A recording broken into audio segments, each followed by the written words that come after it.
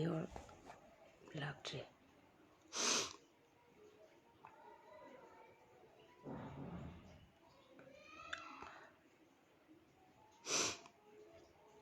Hello everyone.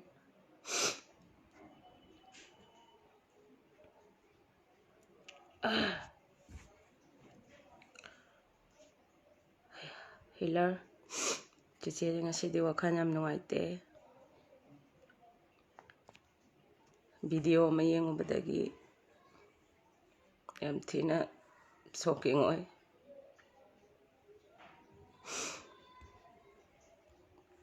Mayam da share matang tawjage. Ngarang ay yam harawe nga thongba chai.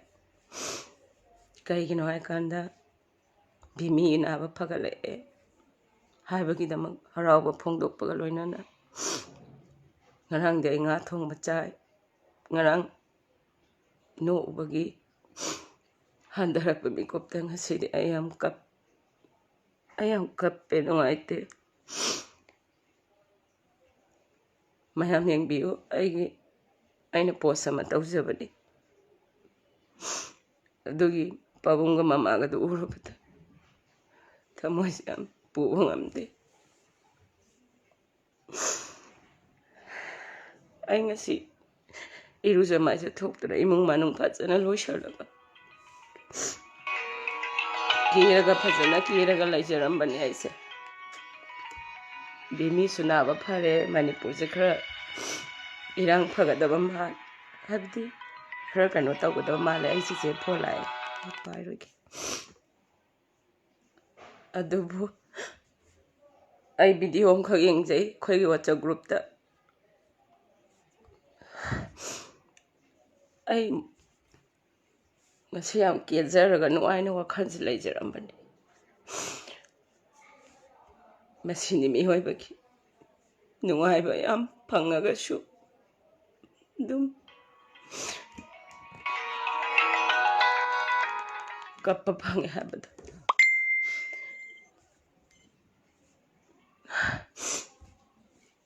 yam nungaitba habidi hauji curfew thamjinkhre every where mafam khudingmakta chanaba thangnaba loimak ban tawsanbasina maram oraga akhoidagi hena tola taraba laijadaba mayam amadi chaba phangdana kya wana loiramgani ai moigidamak khanbada tasengna nungaitba ai mateng yam pangningi.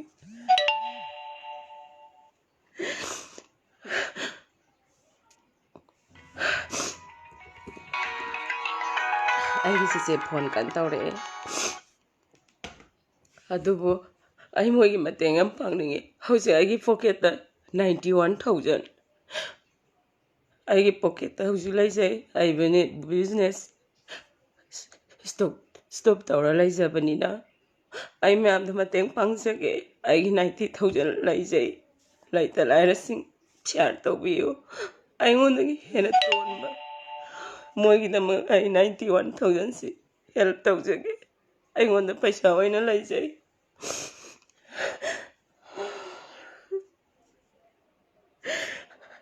yam thi nungaitba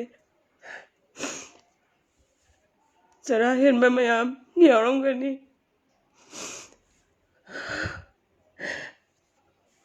chadi chaning chabadi phangdaba mionda habasu ikaiba khunaisina mayam lairamgani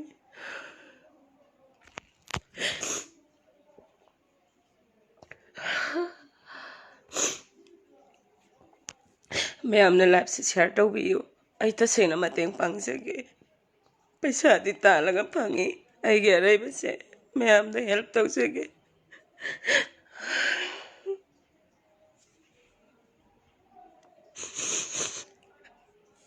ai ngasi yam kiraga wakhal yam nungaina lairambani adu video du yengubadagi yam thina ai emotional oy yam thi I am very shocking. Yam thi nungaitba aina sarbren yangnabasu ꯑꯩꯒꯤ ꯀꯣꯂꯤꯛ ꯈꯔꯗ message ꯊꯥꯖꯈꯤꯕꯅꯤ ꯂꯩꯇ ꯂꯥꯏꯔꯕꯁꯤꯡꯁꯦ ꯑꯩ ꯃꯣꯏꯕꯨ ꯃꯇꯦꯡ ꯌꯥꯝ ꯄꯥꯡꯅꯤꯡꯉꯤ ꯑꯩꯁꯨ ꯌꯥꯝ ꯋꯥꯅ ꯍꯧꯔꯛꯑꯦ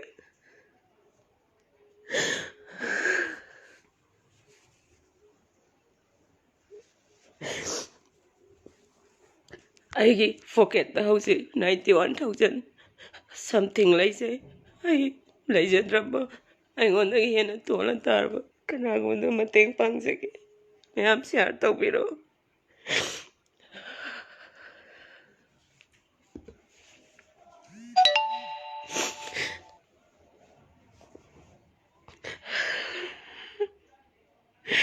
ꯑꯩꯒꯤ ꯚꯤꯗꯤꯑꯣꯗꯣ ꯌꯦꯡꯉꯨꯕꯗ ꯑꯩ ꯋꯥꯈꯜ ꯌꯥꯝ ꯋꯥꯔꯦ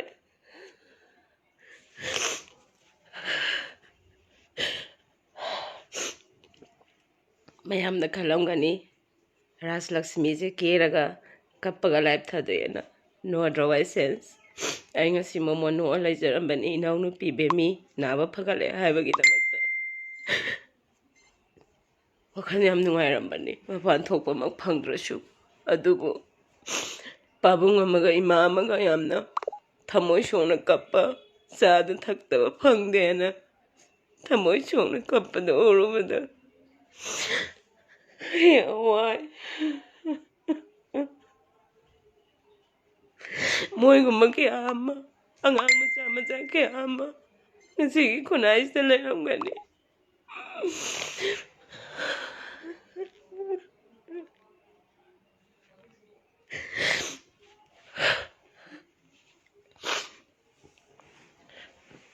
I'm really I got esta only 91,000 something like say I business hojik makasa thabe yadabagi dam ai paisa oina thamjabani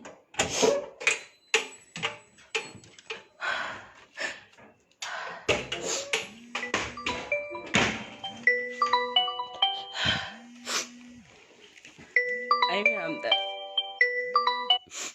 paisa se olle so tawena me am the ai gapsap taw bakam lejate ai lejabase me am the ai mateng soidan ai pangsage I got promise me am the share to biro I am the lejate ai business ki damak thamjaba paisa ni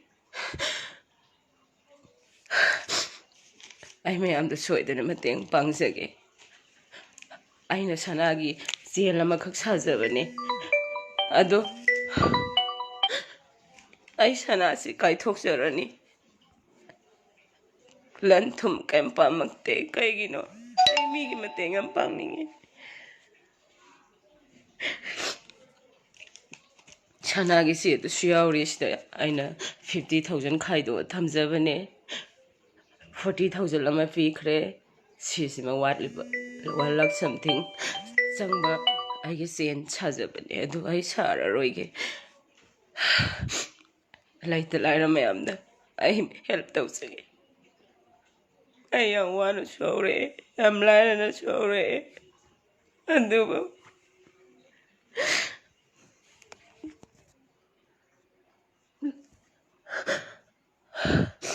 ꯑꯋꯥꯕ ꯃꯌꯥꯝꯁꯦ ꯑꯩ ꯎꯕꯗ ꯑꯩ ꯊꯃꯣꯏꯗ ꯌꯥꯝ ꯅꯨꯡꯉꯥꯏꯇꯕ feel ꯑꯃ ꯑꯗꯨꯝ ꯂꯩ ꯀꯩꯒꯤꯅꯣ ꯈꯪꯗꯦ ꯑꯩ ꯃꯇꯦꯡ ꯌꯥꯝ ꯄꯥꯡꯅꯤꯡꯉꯤ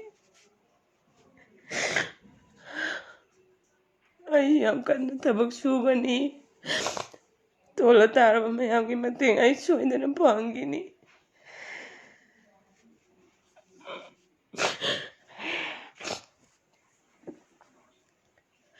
I am very sorry everyone ꯑꯩꯅ ꯉꯁꯤ ꯄꯥꯕꯨꯡ ꯑꯃꯒ ꯏꯃꯥ ꯑꯃꯒꯤ ꯚꯤꯗꯤꯑꯣꯗꯨ ꯌꯦꯡꯉꯨꯕꯗ ꯑꯩꯒꯤ ꯊꯃꯣꯏꯗ ꯌꯥꯝ ꯍꯔꯠ ꯇꯧꯋꯦ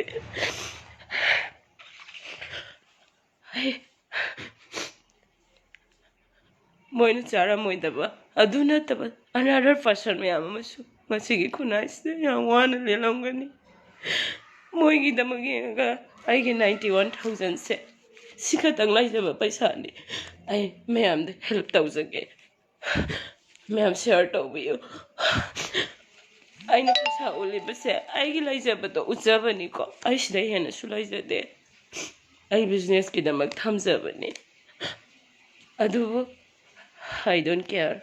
Pesadi amuk talo. Pangani. Yam tina haroiga sindi.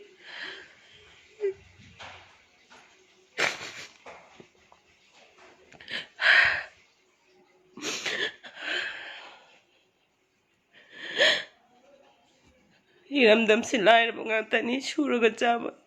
Kyam leramgani. Chadi chaning chaba di pangda. Miwanda abazu ikai.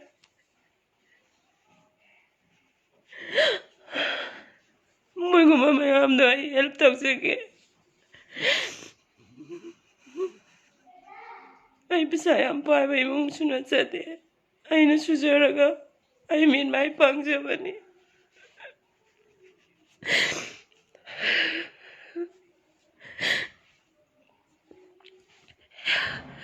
I am tina shocking way.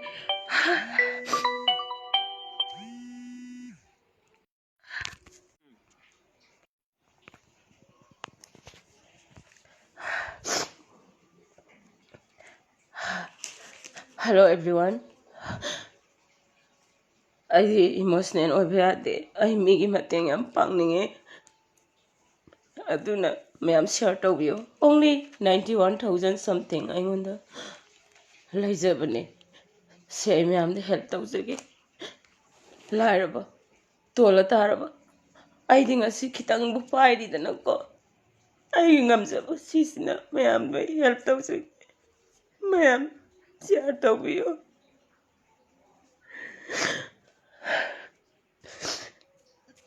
I was a five mungi masala sate. I am liar of Majani. I know Suzeraga Paisa Papasan.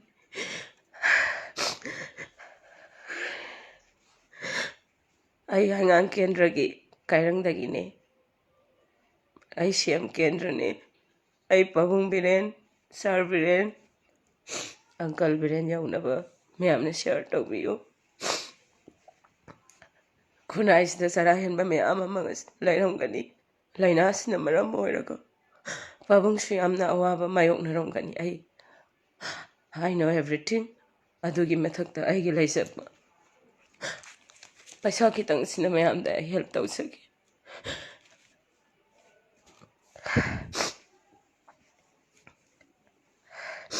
Pabungna sarvirena tawbasu ubada I thamoida su apen mayam phawe.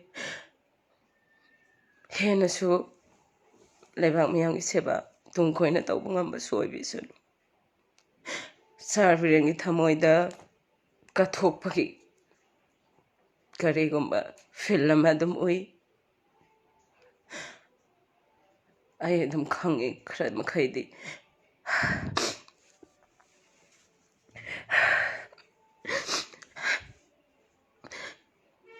Adubu lebak yang amathau habasti. Laita lara mayamgi kathokpa mateng pangbad. Adu khatana tungkoina. Sama seba tawbung hamgani. Haina I whispizake. Yam tino aite ngasi ahalani khak suba no mag hak laizadaba pangan ngamzadaba tuna club mana club to I kappa heman khibana monna supa saludre ngasai mateng chauna sing be khai thau thum alu pusalaga mateng pangbi bado I thamoi de yam hattawi yam nungaiba phawba loina I kapki I WhatsApp group amad thengnajabani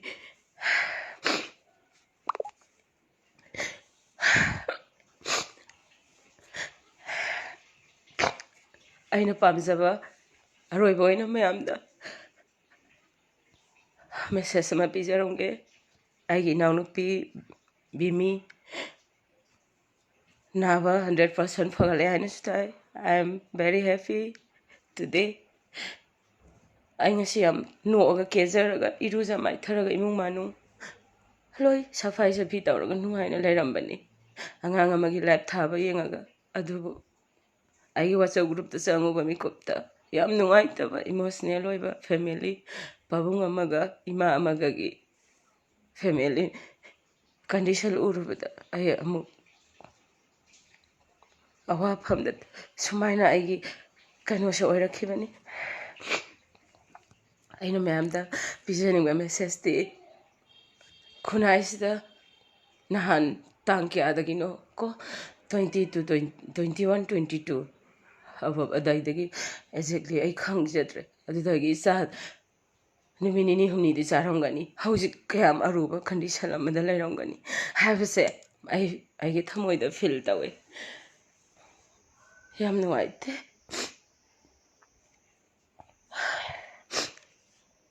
I am very sorry, excuse me everyone.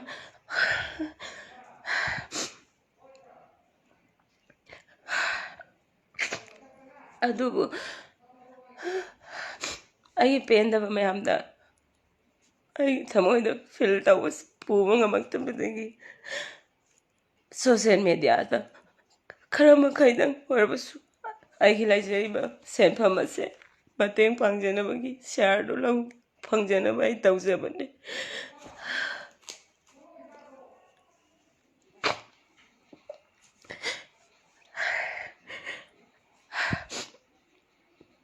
ꯑꯋꯥꯠ ꯑꯅꯥ ꯇꯥꯔꯕ ꯃꯌꯥꯝ ꯑꯃ ꯍꯧꯖꯤꯛ ꯆꯥꯗ ꯊꯛꯇꯗꯅ ꯌꯥꯝ ꯋꯥꯅ ꯀꯞꯄꯒ ꯂꯩꯔꯝꯒꯅꯤ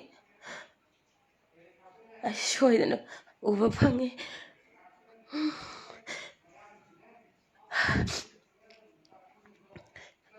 ꯑꯗꯨ ꯑꯩ ꯁꯤ ꯑꯦꯝ ꯀꯦꯟꯗ꯭ꯔꯅꯦ ꯄꯥꯕꯨꯡ ꯕꯤꯔꯦꯟꯗꯁꯨ ꯑꯩꯅ ꯃꯦꯁꯦꯖ ꯄꯤꯖꯔꯤ ꯑꯩꯒꯤ ꯂꯥꯏꯐ ꯑꯁꯤ ꯌꯧꯕꯤꯕꯁꯨ ꯑꯣꯏꯕꯤꯁꯅꯨ ꯃꯌꯥꯝꯅꯁꯨ ꯁꯤꯌꯥꯔ ꯇꯧꯕꯤꯌꯨ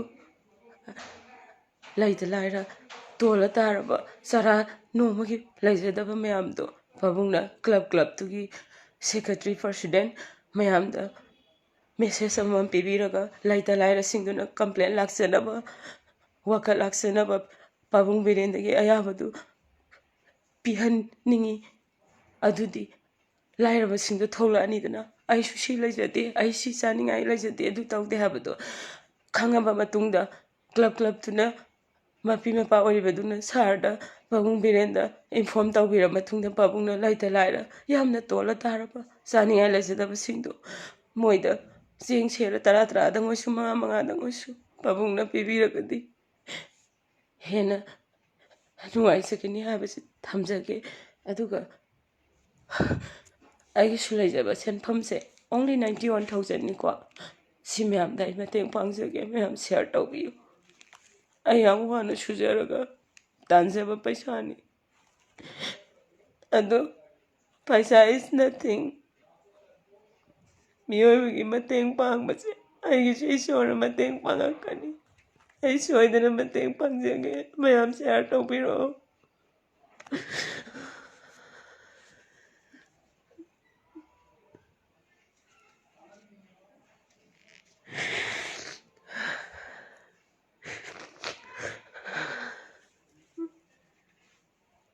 ꯁꯨꯝ ꯅꯨꯡꯉꯥꯏꯇꯕ ꯋꯥꯈꯜꯗ ꯌꯥꯝ ꯅꯨꯡꯉꯥꯏꯇꯕ ꯍꯥꯔꯠ ꯑꯃ ꯑꯗꯨꯝ ꯂꯩꯔꯅꯤ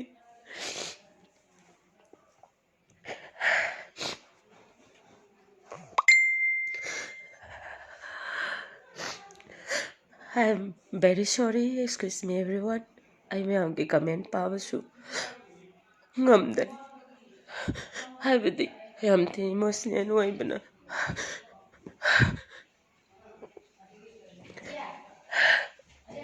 ꯍꯥꯎ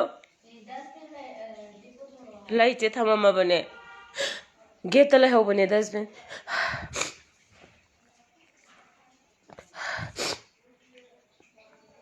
ꯑꯗꯨꯅ ꯃꯔꯝ ꯑꯣꯏꯔꯒ ꯊꯧꯅꯥꯗꯤ ꯍꯟꯗꯦ ꯊꯧꯅꯥ ꯍꯟꯕ ꯌꯥꯗꯦ ꯑꯩ ꯄꯩꯁꯥ ꯌꯥꯝ ꯇꯥꯟꯒꯅꯤ ꯑꯩ ꯑꯆꯧꯕ ꯃꯤ ꯑꯃ ꯑꯣꯏꯅꯤꯡꯉꯤ ꯍꯥꯏꯕꯗꯤ ꯃꯤꯒꯤ ꯃꯇꯦꯡ ꯄꯥꯡꯅꯕꯒꯤꯅꯤꯀꯣ ꯑꯩꯅ ꯑꯣꯏꯅꯤꯡꯉꯤꯕ ꯑꯆꯧꯕ ꯃꯤꯁꯦ ꯑꯩ ꯈꯨꯠꯇꯨꯝꯁꯤꯡꯗ ꯄꯩꯁꯥ ꯇꯥꯟꯈꯤꯅꯤ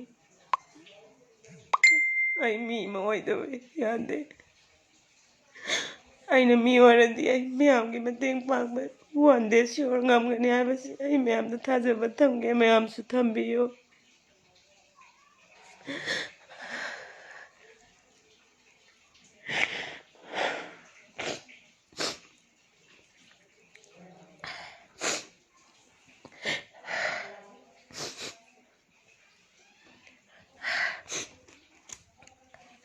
ꯅꯨꯡꯉꯥꯏꯖꯗꯦ ꯑꯩꯒꯤ ꯐ꯭ꯔꯦꯟ ꯁꯥꯔꯀꯜ ꯑꯩꯉꯣꯟꯗ ꯐ꯭ꯔꯦꯟ ꯔꯤꯀ꯭ꯋꯦꯁ ꯃꯌꯥꯝ ꯂꯩ ꯑꯩ ꯅꯣ ꯑꯦꯛꯁꯦꯞ ꯀꯅꯥꯒꯨꯝꯕ XYZ ꯑꯃꯒꯤ ꯑꯩ ꯉꯁꯥꯏ ꯊꯅꯝꯃꯕꯅꯦ ꯑꯕꯨꯡꯉꯣ ꯃꯄꯥꯟꯗ ꯊꯅꯝꯃꯕꯅꯦ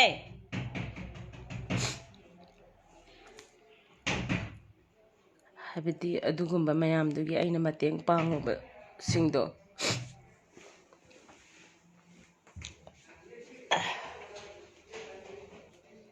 ꯑꯩ ꯊꯣꯡ ꯂꯣꯟꯖꯜꯂ ꯀꯞꯄꯅꯤ ꯑꯩꯒꯤ ꯏꯃꯨꯡ ꯃꯅꯨꯡ ꯈꯪꯍꯟꯅꯤꯡꯗꯦ ꯑꯗꯨꯒꯤꯗꯃꯛ ꯑꯩꯉꯣꯟꯗ ꯊꯣꯡ ꯊꯤꯜꯂꯛꯑꯦ ꯑꯩ ꯀꯞꯄ ꯇꯥꯔꯦ ꯃꯣꯏꯅ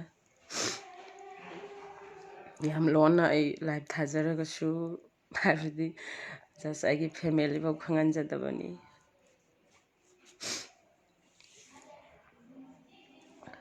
ꯑꯩꯒꯤ ꯔꯨꯝ ꯊꯣꯡ ꯂꯣꯟꯁꯤꯜꯂꯒ ꯑꯩ ꯂꯥꯏꯚ ꯊꯥꯖꯕꯅꯦ ꯑꯗꯨꯕꯨ ꯑꯩꯒꯤ ꯐ꯭ꯔꯦꯟ ꯃꯌꯥꯝꯅꯗꯤ ꯂꯣꯏ ꯎꯕꯤꯔꯤ 3K ꯌꯧꯔꯦ ꯌꯥꯝ ꯏꯀꯥꯏ ꯈꯜꯂꯨꯔꯒꯗꯤ ꯑꯗꯨꯕꯨ ꯑꯩ ꯀꯩꯝ ꯈꯟꯗꯦ ꯑꯃꯔꯣꯝꯗ ꯑꯩ ꯑꯩꯉꯣꯟꯗꯒꯤ ꯍꯦꯟꯅ ꯇꯣꯜꯂ ꯇꯥꯔꯕ ꯃꯌꯥꯝꯒꯤ ꯑꯩ ꯃꯇꯦꯡ ꯄꯥꯡꯖꯅꯤꯡꯉꯤ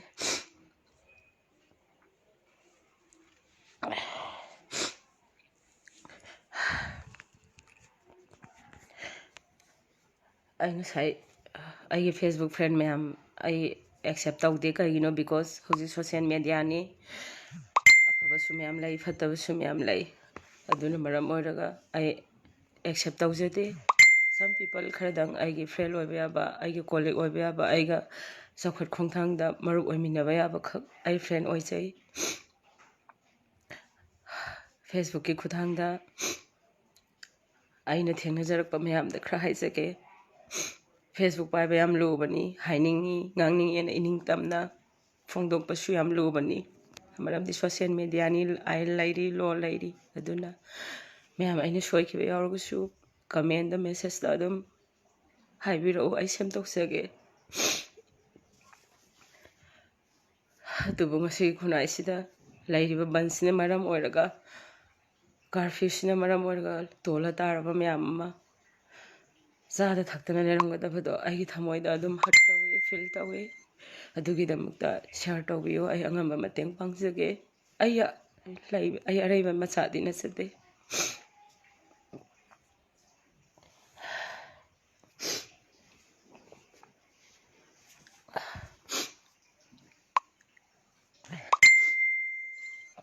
ꯑꯩꯅ ꯁꯣꯏꯈꯤꯕ ꯌꯥꯎꯔꯁꯨ ꯃꯌꯥꯝ ꯉꯥꯛꯄꯤꯌꯨ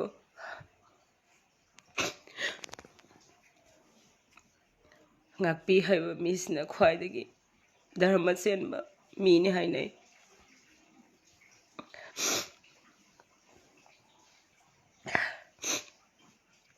ꯑꯩ ꯌꯥꯝ ꯋꯥꯅ ꯍꯧꯔꯛꯄ ꯏꯃꯨꯡꯒꯤ ꯃꯆꯥꯅꯤ ꯑꯩ ꯍꯧꯖꯤꯛꯁꯨ ꯌꯥꯝ ꯂꯥꯏꯔꯕ ꯃꯆꯥ ꯑꯃ ꯑꯣꯏꯖꯔꯤ ꯑꯗꯨꯕꯨ ꯑꯩꯒꯤ ꯂꯩꯖꯕ ꯈꯤꯇꯪ ꯄꯩꯁꯥ ꯈꯤꯇꯪꯁꯤꯅ ꯃꯌꯥꯝꯒꯤ ꯃꯇꯦꯡ ꯄꯥꯡꯖꯒꯦ ꯃꯌꯥꯝ ꯁꯤꯌꯥꯔ ꯇꯧꯕꯤꯔꯛꯑꯣ ꯄꯥꯕꯨꯡ ꯁꯥꯔ ꯕꯤꯔꯦꯟꯁꯨ ꯌꯧꯕ ꯑꯣꯏꯕꯤꯁꯅꯨ ꯂꯩꯇ ꯂꯥꯏꯔ ꯃꯌꯥꯝ ꯋꯥꯅ ꯈꯪꯉꯝꯒꯗꯕ ꯂꯦꯜꯂꯝꯒꯗꯕ ꯃꯌꯥꯝꯗꯣ ꯑꯩꯉꯣꯟꯗ ꯌꯥꯝ ꯍꯔꯠ ꯇꯧꯋꯤ ꯌꯥꯝ ꯅꯨꯡꯉꯥꯏꯇꯦ ꯃꯣꯏꯒꯤ ꯃꯇꯦꯡ ꯌꯥꯝ ꯄꯥꯡꯍꯟꯅꯤꯡꯉꯦ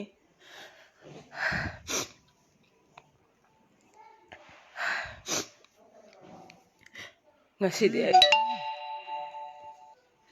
ꯄꯥꯕꯨꯡꯗꯨꯒ ꯏꯃꯥꯗꯨꯒ ꯎꯔꯨꯕꯗ ꯃꯌꯥꯝꯒꯤ ꯑꯋꯥ ꯑꯅꯥ ꯇꯥꯔꯕ ꯂꯩꯇ ꯂꯥꯏꯔ ꯃꯌꯥꯝꯗꯨꯒꯤ ꯑꯋꯥꯕ ꯐꯣꯡꯗꯣꯛꯆꯕ ꯑꯣꯏꯅ ꯑꯩ ꯆꯥꯛ ꯃꯔꯨ ꯑꯃꯨꯛ ꯆꯥꯖꯔꯣꯏ ꯏꯁꯤꯡꯗꯤ ꯊꯛꯆꯒꯅꯤ ꯑꯥꯏ ꯒꯣꯠ ꯄ꯭ꯔꯣꯃꯤꯁ ꯑꯩꯕꯨ ꯊꯥꯖꯕꯤꯌꯨ ꯃꯌꯥꯝꯅ ꯉꯔꯥꯡꯗꯤ ꯉꯥ ꯊꯣꯡꯕ ꯆꯥꯔꯒ ꯂꯥꯏꯞꯀ ꯊꯥꯗꯣꯛꯇꯅ ꯌꯥꯝ ꯍꯔꯥꯎꯔꯨꯕꯅꯤ ꯑꯗꯨꯒꯤ ꯍꯟꯊꯔꯛꯄꯤ ꯃꯤꯀꯨꯞꯇ ꯇꯣꯜꯂ ꯇꯥꯔꯕ ꯂꯥꯏꯔꯕ ꯃꯌꯥꯝ ꯑꯩꯉꯣꯟꯗꯒꯤ ꯍꯦꯟꯅ ꯋꯥꯕ ꯑꯩꯁꯨ ꯑꯋꯥꯕ ꯃꯤꯅꯤ ꯑꯩꯉꯣꯟꯗꯒꯤ ꯍꯦꯟꯅ ꯑꯋꯥꯕ ꯃꯌꯥꯝꯁꯤꯅ ꯋꯥꯔꯝꯒꯗꯕꯗꯨ ꯎꯕꯗ ꯑꯩ ꯉꯁꯤꯗꯤ ꯆꯔꯥ ꯍꯦꯟꯖꯒꯦ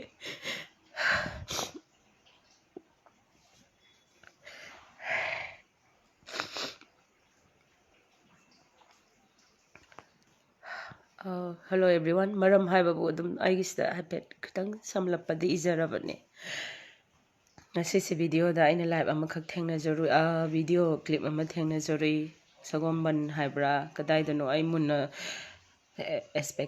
ꯑꯦꯛꯁꯦꯞ ꯇꯧꯍꯧꯗ꯭ꯔꯦ ꯕꯤꯀꯣꯁ ꯑꯩ ꯀꯞꯄꯅ ꯍꯦꯟꯃꯟꯈꯤꯗꯅꯀꯣ ꯃꯣꯏꯅ ꯇꯧꯕꯗꯨ ꯎꯕꯗ ꯑꯩꯉꯣꯟꯗ ꯌꯥꯝꯅ ꯐꯤꯜ ꯑꯃ ꯇꯧꯕꯒ ꯂꯣꯏꯅꯅ ꯑꯩ club amana mateng chawna pangbagi kaino makha WhatsApp group ta thagat pirakpa aduda uthengna jarubani adu urubadagi aigi thamoide am hurt tawgiba yamna kaigumba nungaitaba shocking feel ama tawgiba adudagi aise live se thadok sarpani ai kappa mayamda uthokchage natraga ayonda ai amna laiba uchage na ai mayamda live thasarakpana te I am very sorry excuse me adugi damakta mayamna otherwise sense ta khanbi dana bai amuka ju hanna koknona khurumjari sengdokchage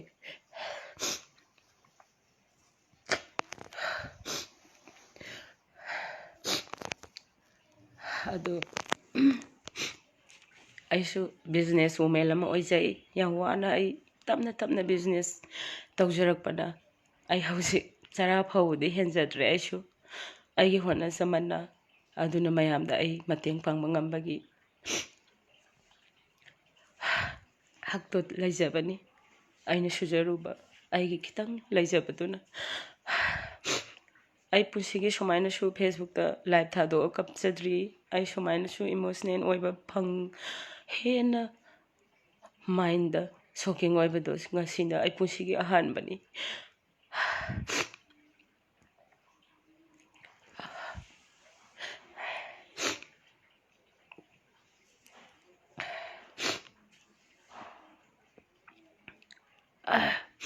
sida chin thiba se thibira kano mayam kitang wakhal taminase ko aina kapisigi maram kitang ibane aigi kaino da parga changbiro yaudabra adu yaudroga de I am so sorry ko mayam hena khangbiram gani na khale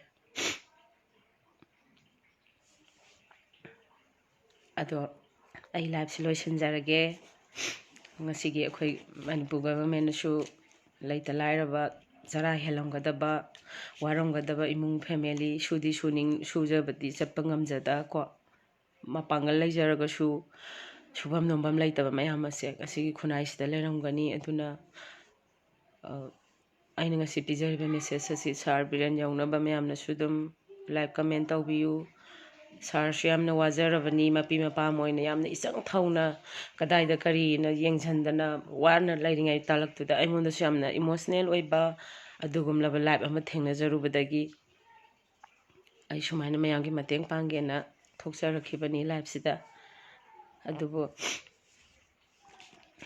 mayamna sida bad comment pibira ibase wakhan khitang di khandabiyo hana khangudaba aina live tharisigi maram urudaba laraksu huren makoktagi adum yengbiro aduga adum khangbiyo aduga ai yam thina sida soigidabra habidi khalle aina kanagumba amatada engage singnaraga natraga challenge tawraga ai wari wangangjakhibasu laijate aina amukhasu hana sengtoksari hौजिक मणिपुरदा तंगदु लेता दबा फिबम मदा लाइरिबसे मसिगी दमक इंगागा लेता Lyra मयामदुगी आई मतेंग पांगबगी दमक आइना live असि थादोक जकिबनी video मखा उजरुबदगी मयामना otherwise sense तपो बिदनबा आई अमुकजु हनै कोनोन खुरुमजरी